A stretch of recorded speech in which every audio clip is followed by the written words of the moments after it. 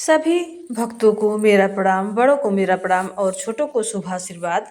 आप सभी को शरद पूर्णिमा की ढेर सारी शुभकामनाएं। माता लक्ष्मी आपके घरों में सुख समृद्धि भर दें और आपको स्वस्थ रखें। पौराणिक कथाओं के अनुसार शरद पूर्णिमा की रात को देवी लक्ष्मी अपने भक्तों पर कृपा बरसाने के लिए धरती पर आती हैं। इस दिन लोग चंद्रमा को अर्घ्य देते हैं, खीर बनाकर चंद्रमा की को रोशनी में रखते हैं और अगले दिन उसे प्रसाद रूप में ग्रहण करते हैं। खीर को चंद्रमा की किरणों से अमृत तुल्य माना जाता है और जो किरणें खीर में पड़ती हैं वहाँ अमृत समान होती हैं। जो भी इस खीर को प्रसाद रूप में ग्रहण करते हैं उनकी सभी मनोकामनाएं पूरी होती हैं और जो भी रोग शारीरिक पीड़ाएं होती हैं समाप्त हो जाती हैं और साल भर उनके घरों में सुख समृद्धि रहती है और बरकत रहती है। तो आइए सुनते हैं, आप प्रसाद रूप में खीर जरूर बनाइएगा और मेरी लक्ष्मी जी से प्रार्थना रहेगी कि आपके सभी जो भक्त हैं सभी के घरों में सुख समृद्धि हो और आप हमेशा स्वस्थ रहें। तो कथा पूरा जरूर सुनिएगा और ज़्यादा से ज़्यादा शेयर करिएगा।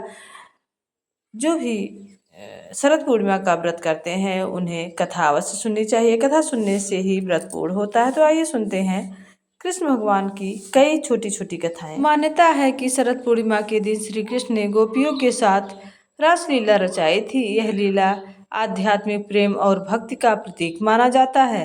कहा जाता है कि जब गोपियां श्री कृष्ण के से मिलने के लिए यमुना तट पर आईं, तब उन्होंने सांसारिक इच्छाओं को त्याग कर स्वयं को श्री कृष्ण को समर्पित कर दिया था।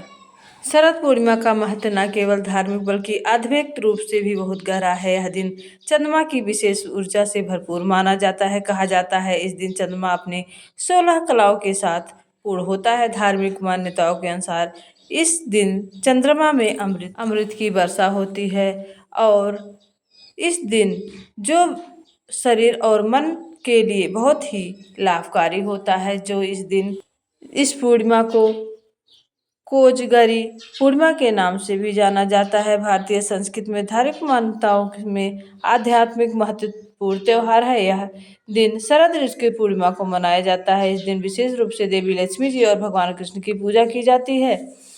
शरद पूर्णिमा के धार्मिक महत्व और सभी देवी देवताओं से जुड़ी कथाएं प्रचलित हैं। प्राचीन काल में एक राजा और रानी थे। राजा अपने जीवन में कई तरह की कठिनाइयों का सामना किया और उनकी आर्थिक स्थिति बहुत खराब हो गई थी। राजा और उनकी पत्नी देवी लक्ष्मी की पूर्णिमा को कृष्ण भगवान की रासलीला के साथ भी जोड़ा जाता है। यह कहा जाता है कि भगवान कृष्ण और गोपियों के दिव्य प्रेम की गाथा है। कहा जाता है कि शरद पूर्णिमा की रात कृष्ण ने अपनी दिव्य शक्ति से गोपियों के साथ रासलीला का आयोजन किया था। गोपियों का कृष्ण के प्रति प्रेम और भक्ति की असीम थी और वे भगवान कृष्ण के साथ रासलीला में शामिल होकर खुद को भाग्यशाली मानती थी।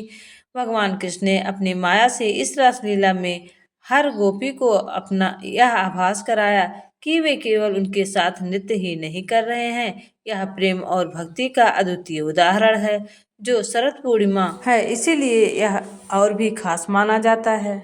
एक अन्य पौराणिक कथा के अनुसार शरद पूर्णिमा की रात को चंद्रमा से अमृत की वर्षा होती है। हिंदू मान्यताओं के अनुसार इस रात को चंद्रमा अपनी कलाओं के साथ पूर्ण होती है और उनकी किरणों में विशेष औषधीय गुण होते हैं। कहा जाता है कि इस रात चंद्रमा की किरणों में शरीर और मन को शीतलता और ऊर्जा प्रदान करने की शक्ति होती है। इस कारण शरद पूर्णिमा की रात को लोग खीर बनाकर उसे चंद्रमा की रोशनी में रखते हैं और फिर उसका सेवन करते हैं।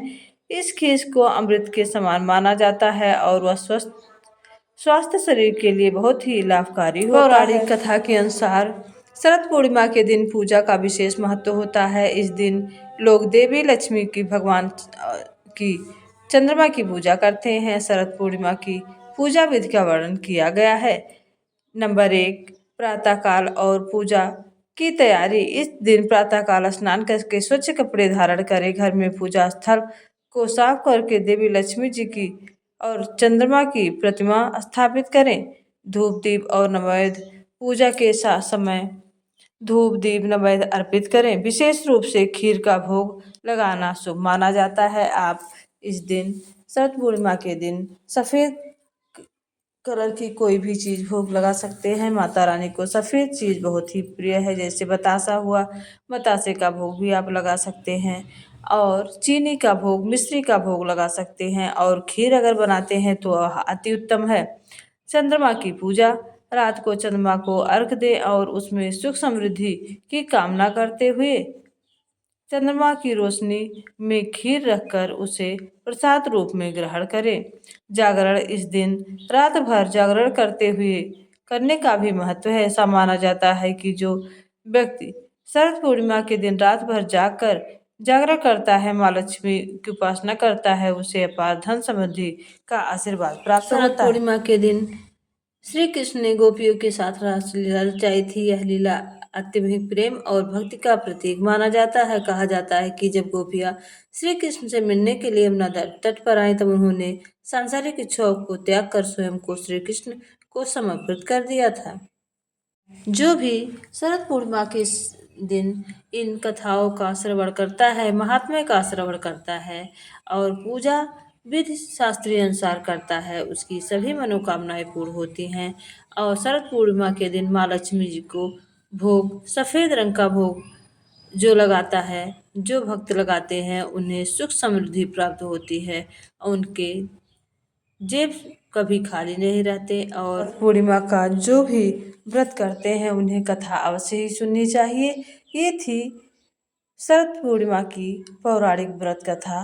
कथा आपको अच्छी लगी हो तो प्लीज़ चैनल को लाइक शेयर सब्सक्राइब करिएगा और कमेंट बॉक्स में कमेंट करना ना भूलिएगा।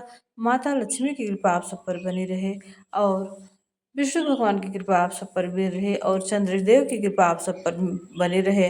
अमृत की वर्षा आप सब लोगों पे हो, आप सभी स्वस्थ रहें, हंसते मुस्कुराते रहें। तो प्लीज़ चैनल को ज़्यादा से ज़्यादा शेयर कीजिए, लाइक कीजिए और सब्सक्राइब कीजिएगा। जय जय चंद्रमा भगवान, जय जय विष्णु भगवान, जय माँ लक्ष्मी जी की।